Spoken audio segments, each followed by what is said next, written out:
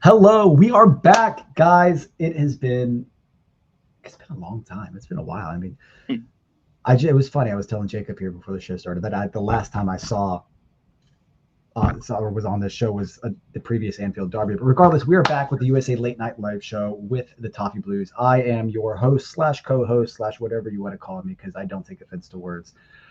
Forrest here with say your Jacob name. Ritchie. Nice to Jacob meet you. Ritchie. He didn't Hello, give I'm you the here. last name. No, it's fine. He gave you the last name, guys. Dox him. Do not. Actually, he's a really nice guy. Anyways, I am here with Jacob to talk all things Everton from the beginning of the season to this moment right now at 8 o'clock p.m. on Wednesday, September 17th. So, folks, if you are new to the show, if you forgot what we're all about, this is a really laid back vibes talk about Everton with Americans. Um, I'm sure there's a couple of Scousers that heard that and immediately wanted to turn it off. I get it. I know I said the word vibes. Whatever. Regardless, we are just here to talk about Everton, to give our opinions on all things Toffee, and to see if we can turn ourselves blue by holding our breath for a couple minutes. You actually have to pay us for that. That's a different live stream. Regardless, yeah. So tonight, guys, we're just talking about the season so far. That kind of disappointing, kind of. Well, hey, this is levels now. Draw with Villa, the Anfield Derby, the Burnley lawsuit, and then I guess we'll talk about Wolves away in the Cup. We're going to win a trophy this year, so who cares? Hey. But it is great to be back. So let's just get right into it, honestly, and we will start with Everton nil, Villa nil. Jacob, I'm going to defer to you, man. What were your thoughts about that game? Well, honestly, I watched this game, and it's funny because you look at last year in a bubble, and you think, "Wow, you'd love to get a point against Villa." And I honestly, first thoughts is you come away just a little bit disappointed at not getting 3 points there. I thought we looked really good. I thought the really fluid kind of attacking stuff that we've been doing at the start of the campaign really came through again. I thought Njai was great. Jack Grealish was great.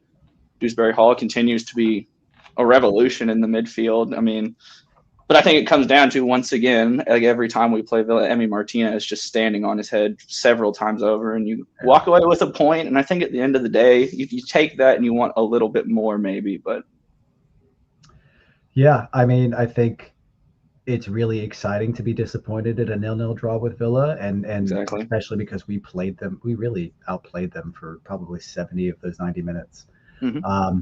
Yeah, Emi Martinez is what denied us a win at the end of the day. I think I've seen a few people on Twitter and Reddit and just in my conversations that said that we weren't very creative and we weren't very fluid. I just disagree. I mean, Beto should have scored within the first minute. He probably should have had a couple. Keane probably should have had one if it wasn't for Martinez, if not a couple. Like I think, and I think our XG was like 2.3. So just Hmm. if you want to bring stats into it, we created enough to win that game, and we just didn't. Sure. Yeah. Excuse me. Through our own bad finishing, and then through great goalkeeping and one of the best goalkeepers in the world, Emi Martinez. Um, from that game, man, was there anybody that really stood out? I know you mentioned Grealish and Dye. If you could pick a player of the match, who would you pick?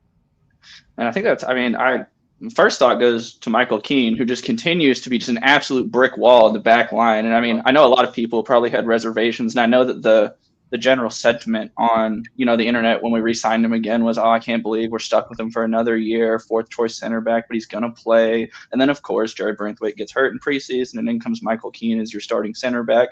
But I mean, I think he's been the stronger of the two in the partnership. I think he continues to be outstanding, and I think he adds an attacking element from corners and from set pieces that I think is really important. So I think maybe Michael Keane, and then a special shout out probably to James Garner at left back, who I think continues out of position to just be absolutely fantastic in a really tough position where we probably needed reinforcements in the summer, and you just don't get them across the line. But those two guys for me are really good, and that the attacking up top has been good. Maybe the finishing lacking a little bit in that match, but big shout out to the boys at the back. Always at the back, yeah. I mean, you can't knock anybody back there with a clean sheet. And Mm-mm. really, Villa didn't have many chances other than that one Buendia deflected shot. I think we Mm-hmm. kept them pretty solid. I totally agree with Michael Keane, and I was really, really excited to see him sign a new contract personally. Mm-hmm. I've given Michael Keane a lot of crap over the years for Mm-hmm. his individual errors. At the end of the day, like soccer players at any level are going to make individual errors. his were just highlighted because they almost always led to a goal. And it was also during a time when we were really crappy as a team. And so everything just felt like chaos. Everything felt like the worst thing that could ever happen to us. Again, it's really cool because he did this exact same thing last year at the beginning of the season where he was the better of the two center backs. He probably, when Branthwaite's fit, he probably will get dropped, unfortunately, because Branthwaite and Tarkowski have a great relationship at the back. But I mean, he makes his case that it's like, hey man, like you can't just ignore me. And Moyes is a different man than Dyche. You never know. Honestly, Tarkowski has had another difficult start this season. He had another injury-ridden preseason. He's getting that little bit older. So it's happy and good and feels good that we keep clean sheets. Grealish was great, man. And was the first half. He was electric. He was pushing us forward and taking guys on like he does so well. It's been sorry. Go ahead. It's just really interesting to see him on the right side. He is a right-footed player, right? And so you think a right-footed player on the right side, he's going to take guys on and try to get across in the box. For the past couple games playing on the right side, he wasn't doing that. He was coming inside a lot. He was trying to be involved. He was getting on the end, scored against Brighton and scored against Wolves and was the exact same carbon copy goals, crossed from the left, and he's on the right to meet it in. That's awesome, and that's where you want him to be because you need goals all across the team. But his overall play it just seemed like he hadn't figured it out yet. And against Villa, it just seemed like he said, screw it, I'm just going to take these guys. And he took them on, he got to the end line, and he put in good crosses. Should have had an assist within the first minute, had a couple of instances where he got to the end line and created again. But he's awesome. I just love Iliman and Ty, man. It's so cool to have a player like him, even though we have Grealish and Dewsbury Hall.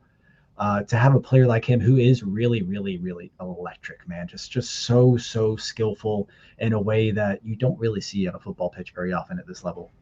And I mean, even farther in a football context, it's something that we haven't seen as Evertonians in a really long time. And I mean, you watch him play, and it's just the individual brilliance and just star power, because you feel it every time he gets on the ball that he's gonna make something happen. He's gonna dribble past somebody. He's gonna maybe put a ball into the box or put a shot on target. And I mean, that's not something from the wings that we've had, and I can't even remember how long it's. I mean, a long time, honestly, man. I mean, a direct winger like him, I can't honestly, since maybe Bernard, and who was an entirely different caliber of player even.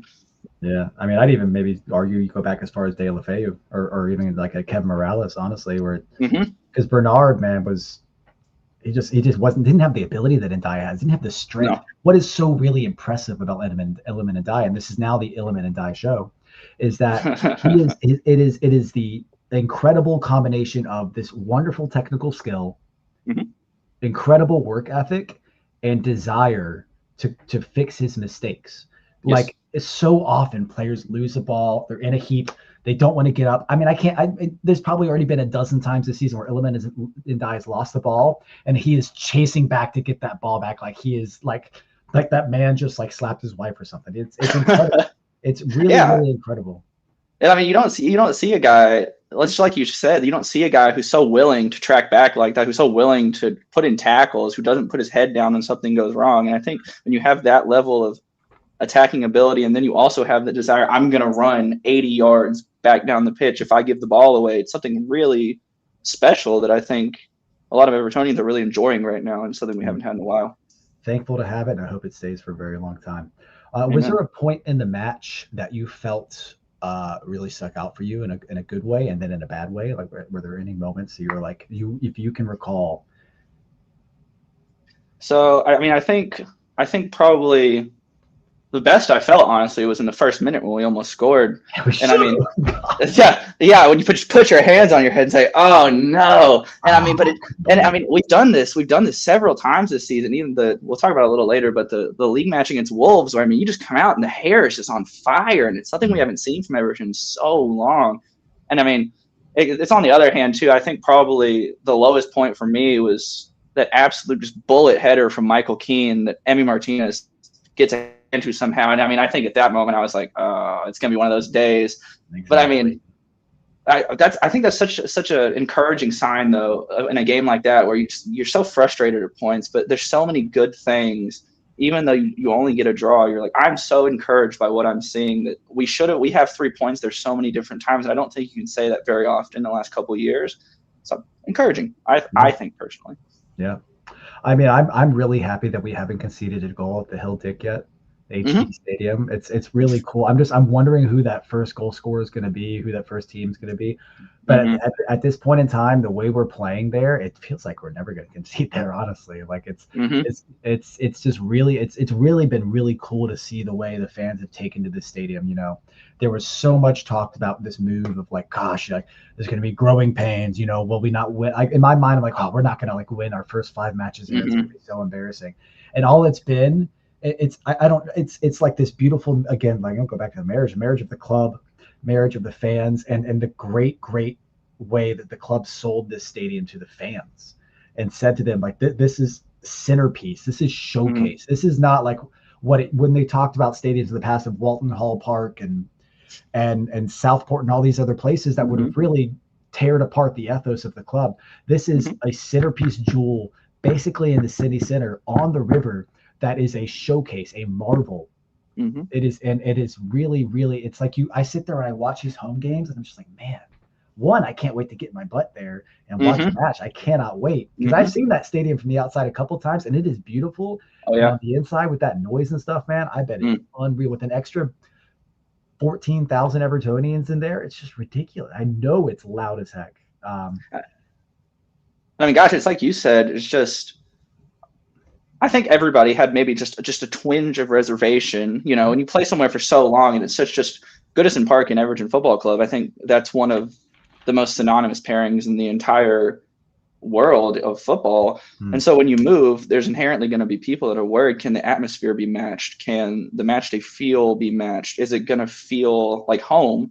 And I mean, you turn on the TV from all the way in the great old state of Tennessee, and I mean, then Brighton, the atmosphere, the feeling that you get seeing it, it's unbelievable. They have done such an incredible job building that stadium and engaging the fans, like you said, in a way that feels like they've already played there for 10 years. And I think it's such a beautiful stadium. I think it's going to be such a centerpiece for the club, and I think it's going to contribute to a lot of success going forward with the new ownership. I agree. And hopefully there is success, you know, I mean, it's still so new in their regime. It's still so new in the stadium's life that things it hasn't felt, even though we are 4 games into the season, it hasn't felt this good and this much of a trend in the right direction in probably a day. Maybe since Mashiri first took over and we thought we were money bags and we were going to buy the league. Like it hasn't felt this good in a really, really long time. And this even feels different because it almost feels like to an extent we as fans have kind of learned our lesson. To not go all in and go all overboard. Like I think it's even now, like when we're 6th in the league, we've played really well. You know, we have this dynamic new attack. We've got Jack Grealish, who is a superstar. This is live now, by the way, if you're asking. This is live right now. I am talking to you as we do this. But yeah, it's just things just feel really good. Things feel managed well. Things feel like there's a plan in place, which is something that was missing a lot in the Mashiri years. It feels like there is a managed incline of the club, a managed upward trend right now, and it is really freaking cool. As far as a worst moment of the match, honestly, it was just the Buendia deflection that didn't go in, because I was sitting there watching that, and just the way I was just like, oh, that's an end. Pick going in. It's in. I'm about to watch these Villa fans go nuts in the corner right in the middle of my dang TV. That will be the only fault I find in this stadium, is that the gosh darn away fans are always in line of sight with the TV. I don't want to see that. That's fair. Yeah, I don't want to see that, man. Yeah. Yeah. Okay. And then last question, and I want to ask you this, Jacob. Do you feel like just judging based off this performance, based off maybe the way Villa's season has gone so far as well, do you think there's like now a gap between Villa's squad and Everton's squad? I think it's a tough one. Yeah, it is. That's a good question, actually. I mean, I think that Villa are experiencing, I think, a very normal thing for clubs outside the top 6, that an absolutely just brilliant managerial hire in Unai Emery, one of my favorite managers in the world. I think he is so incredibly underrated from his time at Arsenal, and then at Villarreal he was fantastic too. But I think there comes to be just this level where you hit this point, and then I don't know what it is. It's hard to put your finger on, but for those teams outside the top six, you just hit this artificial ceiling almost, and it's so hard to break through that wall. And I think they've kind of hit that stagnation point a little bit. But I mean, still a really good squad. I think the gap between Everton and Villa is obviously closer than it has been in recent years. I mean, I think if you play that last game, 38 times, Everton win a bunch of them, and I think that's very confidence instilling. But I wouldn't count Villa out for top six this year, even after a really poor start. I think the squad and talent's still there. So yeah, I think you made a really good point about teams outside of the top six and the wall, the ceiling they hit, and what their ceiling actually is. What I think is that Villa just weren't able to spend the money. They obviously don't have all their team. Jadon Sancho hasn't really been integrated into the team yet. Harvey Elliott's just getting in, but I think that it just in my mind that they just weren't able to spend the money, and these PSR issues are what's really bit them. Because I'm sure if they didn't have to deal with these PSR issues, they probably would have spent 150 million to build a squad that would be able to challenge for Champions League and build, because you as a club, you never want to just stagnate. You never want to get to this point and say, well, that's our ceiling, so maybe we try to get there again. You'd want to build. Right. And I think they've just gotten caught in the crossfires of PSR that is set up to hand the top six cartel whatever it wants, whenever it wants. I mean, why is Manchester United able to spend whatever money it wants while being over £1 billion in debt? We know. Yeah, and I mean, I agree with you on the PSR point. I think for what PSR is, I think it is kind of backwards in what it actually tends to accomplish. 100%. And I think for Villa, I think Tottenham maybe last season. This is really early days in the season, and I don't want to say Villa are going to go and finish 17th, because I think that's really harsh on what they have right now. But as far as Villa going and winning the Europa League, I don't think me or you or anybody else would be super surprised if they go on and do it, because the talent's there. And I think, Villa Park's a really hard place to play, and the manager's Villa Park, man. One of the best stadiums in England. Beautiful stadium, beautiful. I haven't been to it yet, but every time I see it on TV, I'm like, that's a place I got to go. Yeah. But yeah. Continue on. Yeah, I could see them winning the Europa League. I definitely could see them having a bit of a hangover in the Premier League as well. Sure. It'll just depend on where their priorities are, and obviously they've got a Europa League specialist in Unai Emery, so who knows? Right. And he won it 3 years in a row at Sevilla before he went to Arsenal, man. Sevilla, Europa League royalty, Sevilla. Yeah, genuine. I think they won it like 6 or 7 times in their history. Like, they're ridiculous with it. That's just like their trophy at this point. Yeah. Well, good. Come on, Everton. I mean, it's good to feel good about them. So stepping back from the Villa match, and looking at the season as a whole, we are 6th place, 7 points, 2 wins, 1 draw, 1 loss. We've scored 5, conceded 3, looked much, much more dynamic in attack. What do you think? Well, I think that it's crazy to say after what I think is a really decent start to the season. I don't think we've even seen Everton at its best yet. Branthwaite hasn't played yet. Mikalenko's missed a lot of time. We had a comment about, Sergio Reguilon and other free agents at fullback that may become a possibility later. I think there's definitely more to come. I think Jack Grealish was just an incredibly blazing, outlandishly good start. It sets a lot of maybe unrealistic expectations on our attack that, the focal point may still not be at a European level, but what you get from Beto, and you know that Tierno Barry's a really bright talent. And I mean, that back line when it's healthy is really good. And I think the midfield's probably the best it's been in years and years and years. And so unless what happens every year happens, which is half the squad gets hurt and we go on a horrible run, I'm saying I would happily say top 10. I would quietly say top 8 if everything goes right. I mean, I'm feeling very confident, and I haven't felt that way in a really long time. And it's because I back the manager, and I really like the players together as it is right now. And I mean, we're 6th right now, and I don't think we've seen the best. So, Jacob, let me ask you: were you happy that Moyes came in? I was. I admittedly just missed the first Moyes era, so I didn't have the same sort of nostalgia, remember berries as everybody else did. But I watched him at West Ham, and I thought he was great for West Ham. They went and won a European trophy. And if you win a European trophy at West Ham, Conference League or not, I know people will debate about that. I think that says a lot. Just give me a second. I'm just going to mute my mic. Keep going. Anyway, now it's over. Okay. Of course it is. Of course it is. Yeah, But yeah, I mean, you look at David Moyes and you say this is a guy that's in his career been really successful. One bad stint at Man United where managers and players go to die, it seems, in the modern era. Oh my God, it's crazy. And I mean, he comes in and I think he gets unceremoniously dumped at West Ham, which hindsight's 2020 there. I agree. And he's done really well. I think he overachieved last season. I think Sean Dyche will be remembered a little more fondly than he maybe is right now by Everton down the road, because I personally think he overachieved with what he had for a while. And I think David Moyes is doing the same right now. I think last season was a triumph what he did once he came in, and this season I think he has an opportunity to do something really special. And he's been very blasé about, we want to win a cup this year, we want to be a team that's challenging this year, and it's really hard not to believe him. He's not a manager that you look at and say, this is a guy that is speaking to speak. This is a guy, when he says something, you say, we're going to go do that. And I'm behind him 100% right now for the first time with an Everton manager, and I think a long time. Yeah, completely 100%. I was really happy we brought him back.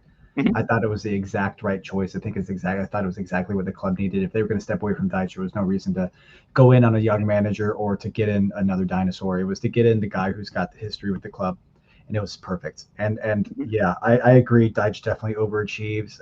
I have no ill feelings about Sean Dyche. His style of football was something that we watched. We've been watching since Sam Allardyce, basically. We've seen it multiple times. It sucked to watch, but it got us results when we needed it most, and he helped the club. No ill feelings towards him. It's just, this season is, I know it's only 4 games in. There's so long to go. Just anything is possible at this point. So many teams feel like they've kind of dropped out. Like Brighton feel like they've dropped a little bit. Newcastle feel like they've dropped a little bit. Villa look like they've dropped a little bit. And then other clubs like Bournemouth, Fulham, you don't really know what to expect from them over the course of the season. It feels like if luck goes our way and injuries don't pile up too crazy, and when Ganagay and Iliman and Dai go to the African Cup of Nations, we have maybe a replacement in a loan or able to bring in another piece of the puzzle, a striker or whatever we may need. I mean, anything. I mean, when you I did the math, when you do look at what we have now, 7 points over 4 games, averaged out over the season is about, what was it, 67 points. 67 points over the season is enough for 5th place in 4 out of the 5 past seasons. It was good enough for 4th in one of them.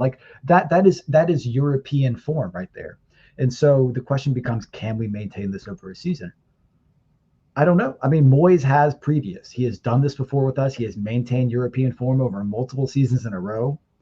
I don't think there's any reason to think that we couldn't do that. Maybe the squad depth in attack isn't quite there, and you could argue in defense as well with the fullbacks.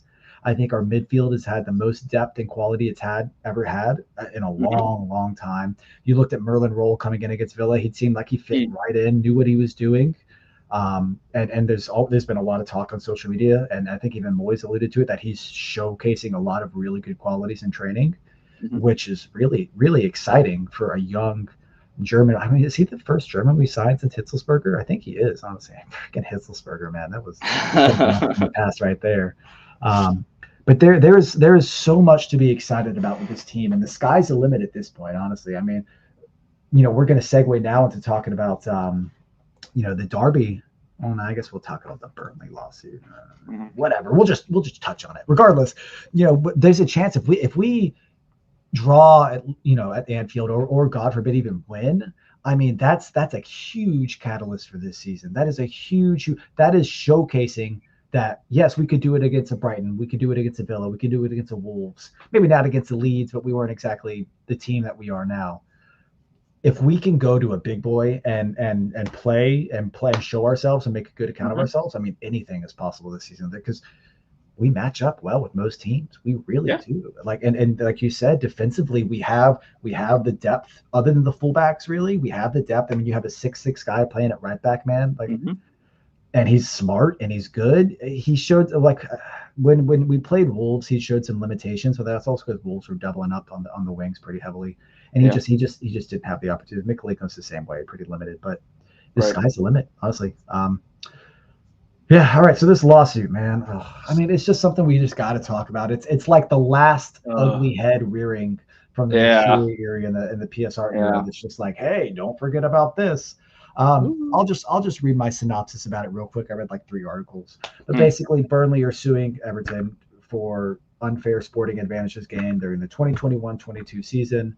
Burnley feel that because the points deduction was delayed, Everton gained an advantage over the rivals and were able to stay up. Um, from what I read, the case revolves around a legal principle known as loss of chance. And Jacob, you are the lawyer to be, so you can explain more about that after I finish reading. And so Burnley now have to prove that there's a link between the relegation and any advantage Everton gained from breaching PSL rules and whatever financial loss or loss of revenue that Burnley had to endure because they were relegated instead of Everton. sure. Um, what the main thing I noticed from this is that the public may never know the outcome because of the nature of the case. So we just might never Mhm. know if we end up having to pay Burnley or not, which is really interesting. Right. Um, when I first read through this, I think, how could we be to blame? It's not our fault that the Premier League decided to deduct us points in the following season. Hmm. So it seems to me that that's more in the Premier League. But Jacob, I mean, give me your insight, man.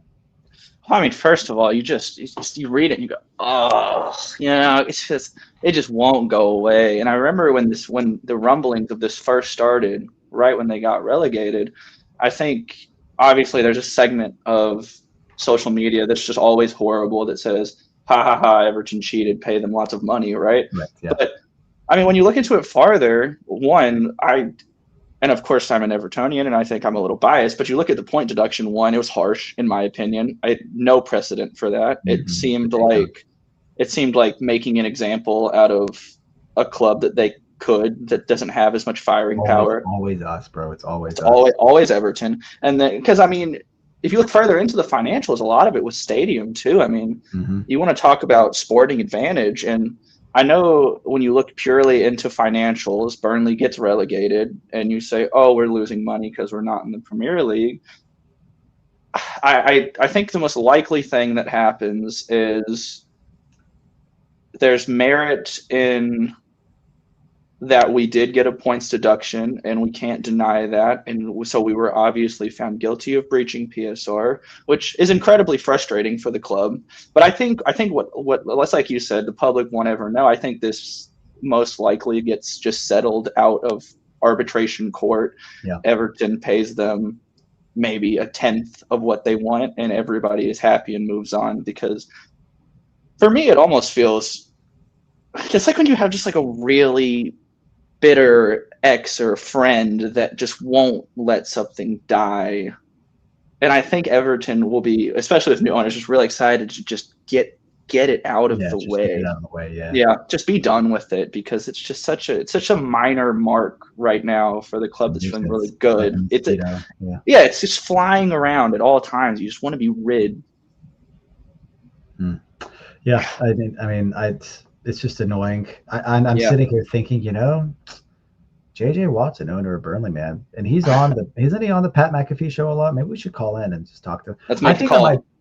I might do that, honestly. I might be like, hey, JJ, big fan. Anyway, so why are you suing Everton? Can you tell us more about that? He'd be like, hang on. He would just hang up right then. Dude has no idea. He's like, I'm gonna go sack somebody. Hold on, I'll be right back. Yeah, he's like, that'd be funny. Honestly, I might do that and see what happens. Because what's gonna happen? They hang up on me? I don't care. USA Late Night Live special day show calling into the Pat McAfee show to harass JJ Watt. Yeah, exactly. obscure podcaster harasses owner. Pat McAfee standing like, what the hell? What's a Burnley? He's like, well, so JJ, what's he talking about? It's like, oh, I can't talk about it. It's okay. It's going right now. Oh, it's legal. It's legal. It's money. We're gonna get them. Whatever. It's funny actually. I've met that group that JJ Watt's a part of that owns Burnley. It's a big consolidated group of people. I've met one of the guys because he lives here in Annapolis, and every time, and I'm a bar manager. Every time his family comes to my bar, every single one of them are wearing Burnley kits. All his kids are wearing Burnley kits. No kidding. Straight up, all just straight up like full kit. It wasn't just on the shirts, full kits, socks, the shorts, and the. Oh yeah. Guy's very proud to be a part of a football club. Happy for him, and he's a nice guy. He never wants to talk soccer. I'm not gonna lie. I will always try to get him. He's like, oh, no. Never wants to talk it. So talk shop. Yeah, right. Exactly. I mean, whatever. Cool. All right. Now that that's out of the way, we don't have to talk about that anymore. We can go on and talk about. I need to play music next time. Get some theme music for it. The Anfield Derby. Oh, all right, man. Another year of derbies, and it's for me. I love when the Anfield Derby is first. Just get it out of the way. It doesn't need to be something we need to worry about later in the season. And it always just seems like we just play better when it's first, for whatever reason. Let's talk form first. Liverpool, top of the league, 4-0, scoring goals, but also conceding goals. Seem to be riding their luck pretty heavily. You can even look at tonight. And I talked to Jacob about this before, but like the second Atletico scored that second goal, I threw money on Liverpool to win because it was just going to happen, and it happened. And I was like, all right, $30, let's go. It was like plus 400 odds. I was like, whatever, throw it on there. I can afford it. And yeah, it was. I made some money off it. But regardless, Isak made his debut. They've got, everybody knows about their attack and these new players they've brought in and the money they've spent. I mean, what do you think, Jacob? Can we get a result there? I mean, I think absolutely we could get a result there. I think the form's really great. It's like you said on Liverpool riding their luck, 4 league games. I think all the winners have come 88th minute or later. I think it's maybe the first time in the history of the Premier League that's happened. And then you think it just can't possibly go on, and then it happens again today in the Champions League, and you say, okay, this is going to go on forever because they've obviously made some sort of evil blood pact with somebody. And I just feel like every time we go to Anfield, there's a red card or there's a late goal or there's just something horrible that happens. And I really wish that Mikalenko was healthy, and I wish Branthwaite was going to be back. But alluding to what we talked about earlier, anything's possible if we go in there and play confident, play out of our shells a little bit. I don't see why not on a short week for Liverpool. Yeah, it's totally possible. I mean, I don't think Mikalenko is going to be fit, which probably means Garner at left back, which probably means Ibrahim in midfield, which probably means just, I don't know. I like Tamir Gaboum a lot. He definitely still has a guy who seems like he has a lot to learn in his position. It's great that he gets to play alongside Gonagay, because I think he would fit Gonagay's role really well if he can learn that role. It's just gonna be a tough one. I think about the scenario of what's going to happen. I think it's going to be really tough. I don't think we'll get anything out of it. I won't lie. I don't like saying that. I don't like being the buzzkill. I think we'll end up losing 2-0. I think it'll be pretty routine. I don't want to say that because I really want to think that Moyes is going to have them up for this, that they're going to be up for this, and that they're going to be ready. And I'm sure, what I hope happens is we score within the first 15 to 20 minutes and really frustrate Liverpool. Will that end up happening? I don't know, but we've been coming out really strong the first 15, 20 minutes of every match this season. That's what I hope happens. Yeah, I mean, even just at a micro level, Beto has had success against Liverpool up top. I mean, I think we have now more than a lot recently. We have a lot of big, confident personalities in the team. Dewsbury Hall at Chelsea, Jack Grealish from Man City. I mean, even Iliman Ndiaye, who's been, with us for a little while now, has developed into just such a force. You feel like the quality is there, and it doesn't feel like it's felt like a lot of times in the past 5-6 years or so that we're going into a funeral or we're going into a bloodbath. And I think it's even against just a red hot Liverpool team, it doesn't feel like it's a game we can't get something out of. I mean, obviously, like you said, there's some sort of deep-rooted pessimism in all of us where none of us really truly believe that something good is going to happen Saturday morning at the crack of dawn here stateside. Yeah, 7:30. Oh yeah, 6:30 over here Central Time. Yeah, yeah. I'll be rolling out of bed on the ground, 6:29, turning on the TV in sadness. But yeah, I mean, it's like I don't know. Expect nothing and you don't get let down. Hope for the best. Exactly. Yeah, exactly. That's kind of been the Everton philosophy for a fair few years now. Yeah, it's we're gonna be relying a lot on being really creative and hitting them on the break. What's really good is that we are specialists at that. We are very, very good at hitting teams on the break. It's just really it's going to depend on how Moyes approaches this game and how much fear and trepidation he allows this team to play with at the beginning. How nervous we're going to be if it's 10 minutes in and we're already swiping at that ball to get it clear to get it out of our own half. That's going to make me worry because then that feels like, well, there's not much of a plan here other than just hope we don't concede. But if we're intricate, if we're getting players into the right spaces and getting the ball for Ndai and Beto to run onto and get behind the line, I mean, we've seen Beto, like you said, he has history. He plays very well against Van Dijk. He plays very well against Konate. They don't handle him well because he's just so big. And I've heard many people say it. He's so unpredictable. He doesn't even know what he's going to do next. You know, he has that, like, that's not it's not a great quality for a professional soccer player because you want them to kind of know what they're doing. Sure. And good night, real quick. Just good night. Yes, have a good night. Thank you. But also it means that defenders don't know how to play. I think, who was it? Konsa got asked about Beto after the match, and he said, "Oh, he's a handful, but he's just all right." Yeah. If he had scored, he wouldn't be able to say that. And he should have scored. And so, maybe Konsa feels comfortable because they got a clean sheet. But I mean, look, man, I really want to come out there. I want to beat them so badly. I would love to be the team that starts their decline this season. I would love it. And I think we deserve that as fans. We deserve it, man. We put up so much, man. Like, yeah. And I mean, it's like you said, I think the first 10 minutes is going to tell a lot. I think if they hit us early, we're in really deep trouble. And I think if we hit them early, then you have something tangible to hold on to. And sneaky, quiet. I would almost consider maybe throwing Roll into the fire on Saturday in the line. Start off with, or like bring on. I would consider starting him. I thought the same. I think that Liverpool's midfield Wirtz is good. McAllister's good. It's not as strong as it used to be. I don't think so either. I agree. I mean, and I really like Roll in his little cameo against Villa, and everybody's talking about how strong he's been in training. And it's like you said earlier, I like Tamir Bunum too, but there's definitely some rawness and some youth there, and it's going to be very. And it's the same for Roll, of course. So it's 6 in one hand, half a dozen in the other, but. I think you just want a midfield as composed as possible. So in the first 10 minutes, when the fire really starts going, you have some level of security, and you get that from Idrissa Gueye, and you're going to get that from Dewsbury Hall. So it's going to be that third guy that's so important. Yeah, I mean, Roll came in and played fairly well against Villa. He didn't look like he was lost out there. He made a great pass for Barry that Barry probably should have scored off of. I mean, it was a tough chance. Mings was right on his back, but at the end of the day, he probably should have scored off that. And then Roll and he played it first time. Roll, he took the ball the first time too. He saw it and knew where he wanted to put the ball. So that, like, I agree. If he gets put in, I will be really interested to see what happens.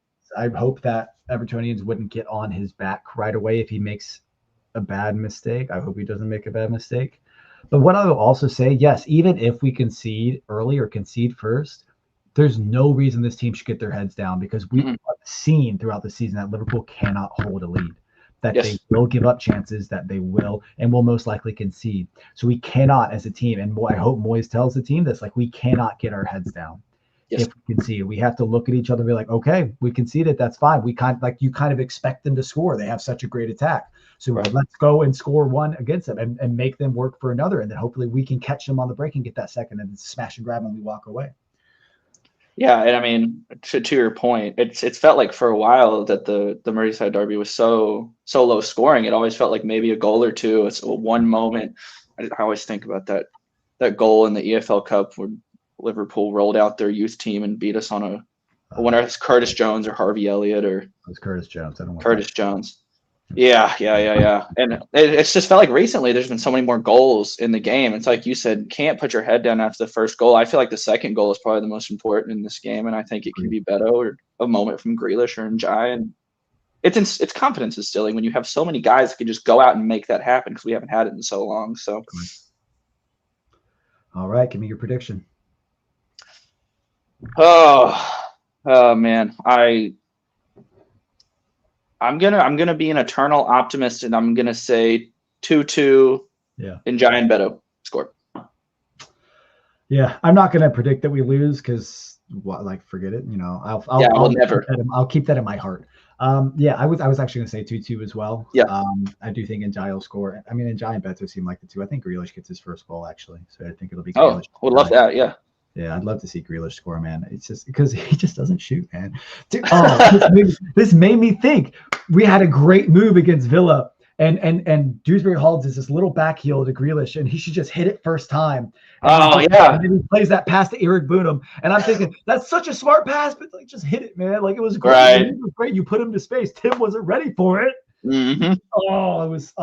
Man, there were so many. Like I can't get on board with anybody who said we didn't recreate anything against Villa. And there's one guy in particular on Twitter that I'm friends with that is like really against David Moyes.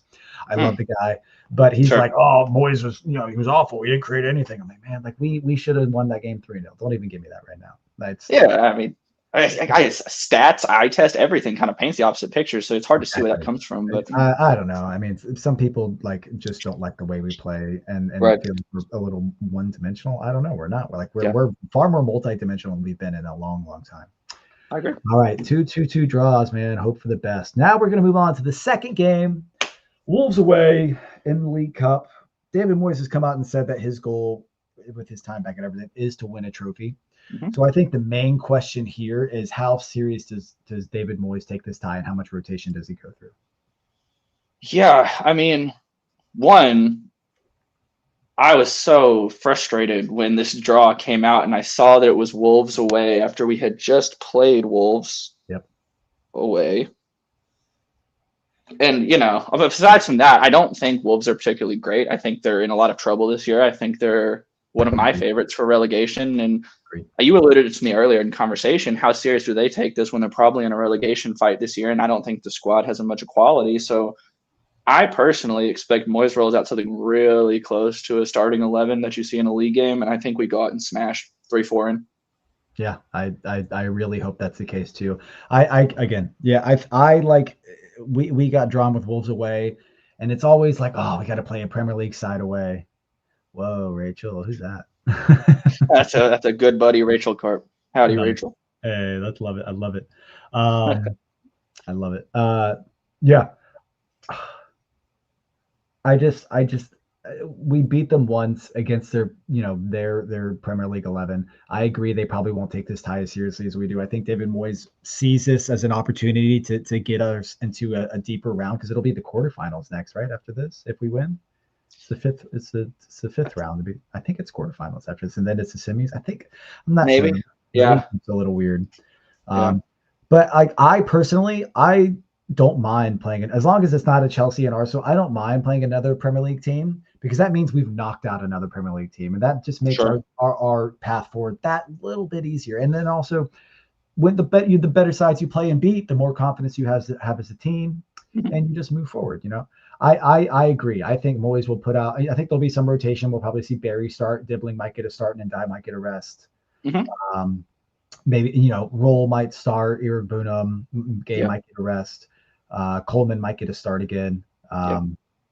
Travers, etc. There will be some rotation, but I think players like Grealish will start. Dewsbury Hall, we'll have enough of a good starting 11 there that we should comfortably beat Wolves. It would be very, very, very disappointing if we didn't beat them. It would be very disappointing if we didn't play well and didn't show up. Right. Because I fully expect Moyes to put a lot into winning a cup this year. So I expect a lot from both the League Cup and the FA Cup as we get deeper into them.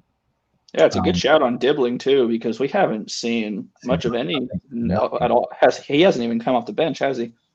Just the once against. Just the once. Yeah, that's right. Oh, against Mansfield, that was the only time. He hasn't played any Premier League minutes for us yet. I'm not too upset with that, in all honesty. I know the guy played a lot of football for Southampton, but I'm going to assume that the way David Moyes wants Tyler Dibbling to play is not the way Tyler Dibbling played very much at Southampton. So what I'm assuming is that David Moyes is giving him time to learn his role in the team and his position. And it's gonna and I think if he starts, I think we will see some very, very good characteristics from him. I hope we do, at least, because we paid a lot of money. We chased him all summer. There's obviously a really strong belief from Moyes in this club that Tyler Dibbling is a player in our future that should be here for a long time. So I'd love to see him I really would like to see Barry come out and have a good game and score a goal. That's what I'd like to see. Yeah, it feels like a game where Tierno Berry's probably one of the more likely to score, and I think he probably needs it just for confidence purposes. Because Yeah, I mean, I'm really, really incredibly high on Tierno Berry. Actually, yeah, probably in a minority. I think he's an incredibly, incredibly good striker, and I think Tyler Dibling's really good too. And it's such a luxury that Everton have right now that they haven't had in such a long time, where you can have Tierno Berry and you can have Tyler Dibbling on the bench, and you can say, okay, you don't have to go play 90 minutes. You don't have to make things happen for everyone around you. You can sit, right. you can learn, you can make cameos, You can make mistakes. you can make mistakes, you can grow, and then Hmm. eventually here comes the man, you know. Yeah, So exactly. Yeah, I like the way you put that. I like that. Yeah, and Barry, man, he's shown him. He played really well against Brighton. Played well. Help was pretty and big part of the hold up play and those two goals against Brighton.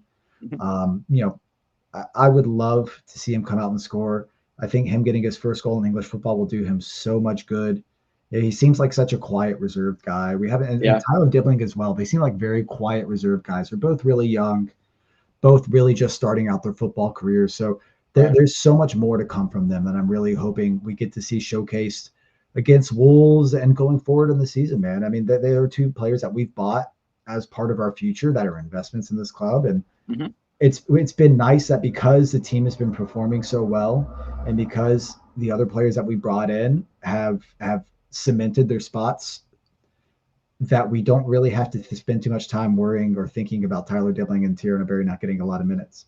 Right. Because you can just sit there and be like, well, look, this is the part of the plan. They're developing. Moyes doesn't want to throw them into the frying pan and you say, just do whatever. And then if they make a mistake in a game, they get really down on themselves and they don't progress, So I'm really happy with David Moyes and the way he's managing these young players.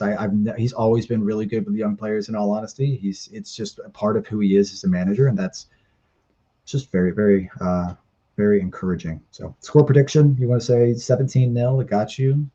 Yeah, to put in 24, an eight-sided hat trick for Tino Berry, Oh man. and just here's to their growth as players. Hopefully we win against Wolves.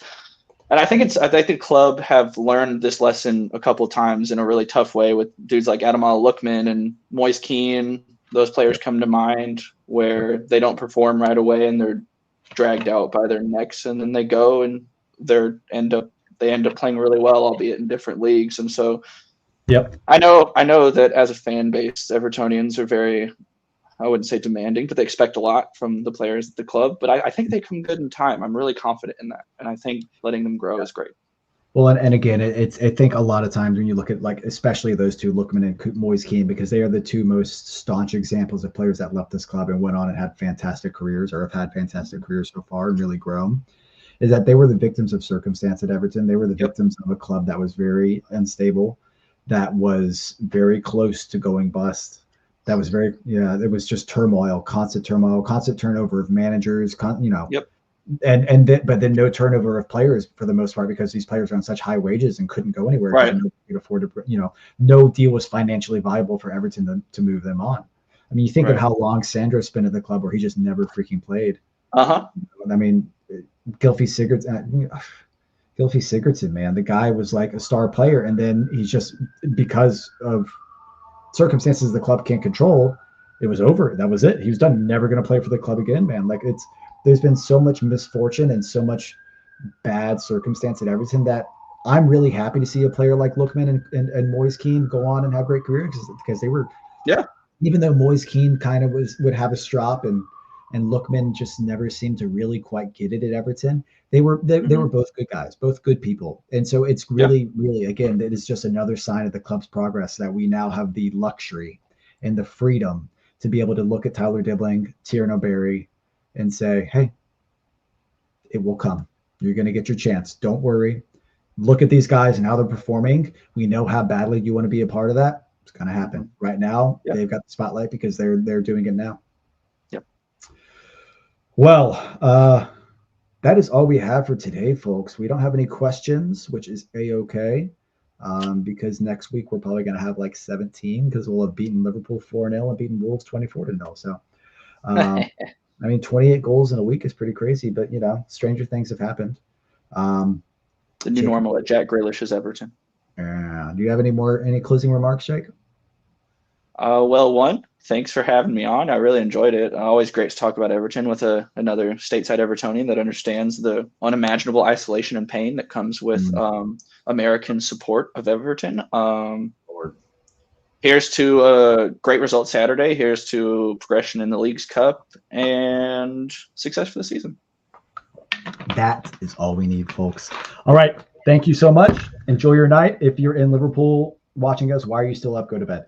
All right. Up the Toffies. Up the Toffies.